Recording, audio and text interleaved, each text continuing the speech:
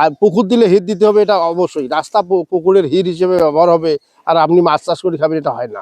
দেখেন যে পুকুর কোথায়, হিট কোথায়, পুকুর দিচ্ছে হিট রাখেনি কেন, এটাই আমার প্রশ্ন।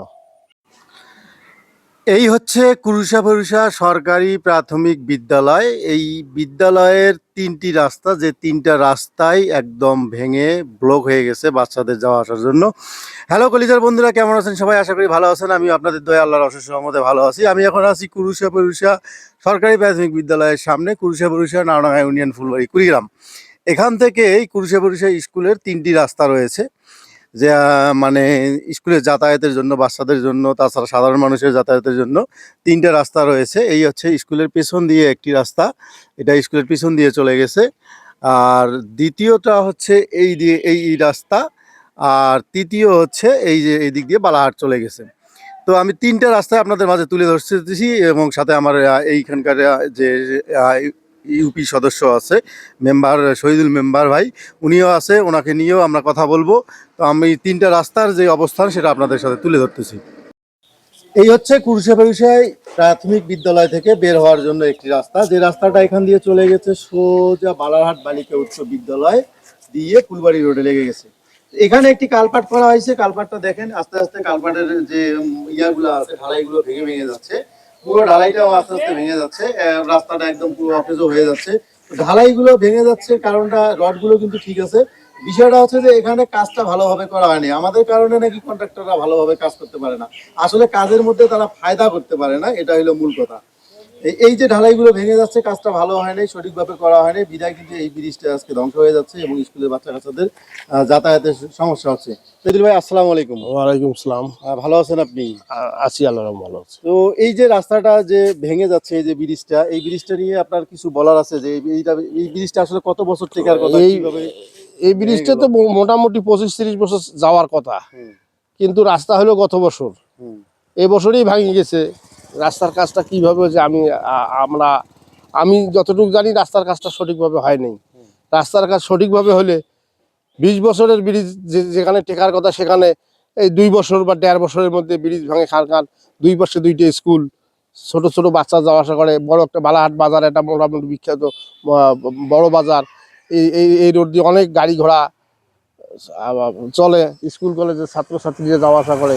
কিন্তু মূলত রাস্তাটা এত অকেজো যে একটা ভ্যান গাড়িও যাওয়া বর্তমান খুব কষ্ট হচ্ছে। আমি হ্যাঁ, যে আপনার কাছে জানতে চাচ্ছি যে এই যে রাস্তাটা ভেঙে গেল, এটা তো মোটামুটি আজকে প্রায় 15-20 দিন হয়ে গেছে। তো এই বিষয়ে আপনি যেহেতু এই ওয়ার্ডের একজন মেম্বার, সেই হিসাবে আপনি কি পদক্ষেপ নিয়েছেন? আমি এটা 15-20 দিন নয়, মূলত 1-1.5 মাস হয়ে গেছে, 30-40 দিনে হয়ে গেছে ভাঙার। আমি এই বিষয়ে ইউনিয়ন চেয়ারম্যানকে অবগত করছি, এবং তাকে নিয়ে এসে আমি দেখাচ্ছি যে চেয়ারম্যান সাহেব দেখেন, এটা 2 পাশে 2টা স্কুল, মেন রোড, এখান দিয়ে অনেক গাড়ি ঘোড়া চলে, আপনি দ্রুত এটার একটা ব্যবস্থা নেন। উনি বলছে যে ঠিক আছে, আমি ফুলবাড়ি গিয়ে পিও সাহেবকে, টিএনও স্যারকে একটু জানাবো। এই পর্যন্ত, আর তারপরে আর রেজাল্ট পাওয়া হয়নি। এছাড়া আপনার কাছে আরেকটা বিষয় জানতে চাইবো, যে কুরুষাভরুষা ওয়ার্ড এই প্রাথমিক বিদ্যালয় থেকে 3টে রাস্তা আছে যাওয়ার জন্য। এই 3 রাস্তার মধ্যে আপনার পিছন দিয়ে যে রাস্তাটা গেছে, একটা ডিগির পুকুরের মধ্যে রাস্তাটা পুরো অংশটা একটা ভেঙে গেছে। তো আসলে এই যে পুকুরের যে একটা প্রত্যেকটা পুকুরের একটা হিট থাকার কথা, পার থাকার কথা, সেই ক্ষেত্রে রাস্তা পার হিসেবে ব্যবহার হচ্ছে, এবং সেই পুকুরের মধ্যে রাস্তা ভেঙে পড়ে যাচ্ছে। তো ওই রাস্তাটাও কিন্তু অকেজো, বাচ্চারা কিন্তু স্কুলে আসতে পারতেছে না, গাড়ি টাড়ি চলতেছে না। এই বিষয়ে আপনি কি বলবেন? এই বিষয়ে ওই রাস্তাটাও আমি চেয়ারম্যানকে দেখাচ্ছি। ইতিমধ্যে চেয়ারম্যান সাহেব 15টা জিও ব্যাগের বস্তা দিয়েছে, বালু ভরাট করি। মোটামুটি বর্তমানে মানে চলাফেরা করতেছি, কিন্তু খুব খারাপ অবস্থায়। ও রাস্তাটাও চেয়ারম্যানকে দেখাচ্ছি, এবং চেয়ারম্যান সাহেব 15টা বস্তা দিচ্ছে। 15 বস্তার মধ্যে জিও ব্যাগের মধ্যে বালু ভরাট করে সাইড দিয়ে মোটামুটি মানুষ মানে হাঁটাহাঁটি করতেছে। কিন্তু ও রাস্তাটাও চেয়ারম্যান সাহেবও দেখছে, চেয়ারম্যান সাহেবের নজরে আছে। উনি বলছেন যে না, আমি এগুলার একটু ব্যবস্থা করবো আর কি। কবে করবে এটা জানা নেই, তবে করতে চাচ্ছে। আপনাকেই খোঁজ নিতে হবে।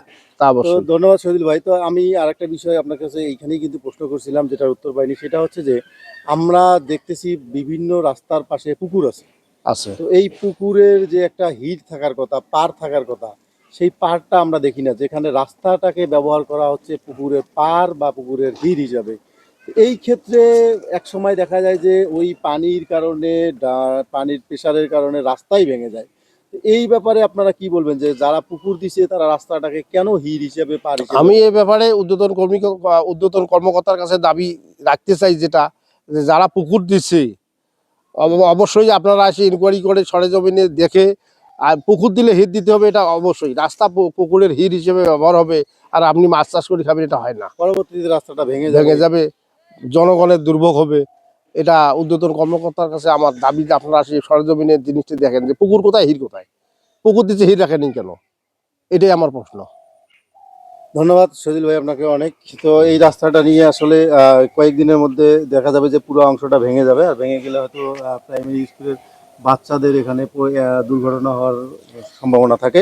তো এই ভিডিওর মাধ্যমে বলতে চাই, মাননীয় আতিক মুজাহিদ এমপি মহোদয় সাহেব, যদি আপনার কাছে আমার এই ভিডিওটা যায়, আপনার নজরে পড়ে, যদিও আপনার লোকজন তো শুধুমাত্র আমার নামে মামলা দেওয়ার ফন্দি ফাটিয়ে আছে আর কি, আমার নামে অলরেডি একটা মামলা নাকি দিছে, যেখানে দোষী নির্দোষী না দেখে আপনার দলের লোক মামলা দেওয়ার চিন্তা ভাবনায় আছে, সেইখানে আপনি আমার এলাকার আপনার এলাকা আমার এলাকার উন্নয়ন নিয়ে কতটা ভাবতেছেন, সেটা একটা প্রশ্ন থেকে যায় জনগণের কাছে। তো এই যে একটা প্রাথমিক বিদ্যালয়ের রাস্তা, সেই রাস্তার তিনটা রাস্তাই খারাপ। তো এই ব্যাপারে আপনি কতটা পদক্ষেপ নেবেন, কি উন্নয়ন করবেন, আপনার কাছে দাবি থেকে গেল যে আপনি অবশ্যই এই বিষয়টা একটু নজরে নেবেন, সেখানে অনেক প্রাইমারি স্কুলের বাচ্চারা করে। এই আশাটুকু আপনার কাছে করছি। সবাই ভালো থাকবেন, আমার জন্য দোয়া করবেন। আল্লাহ হাফেজ।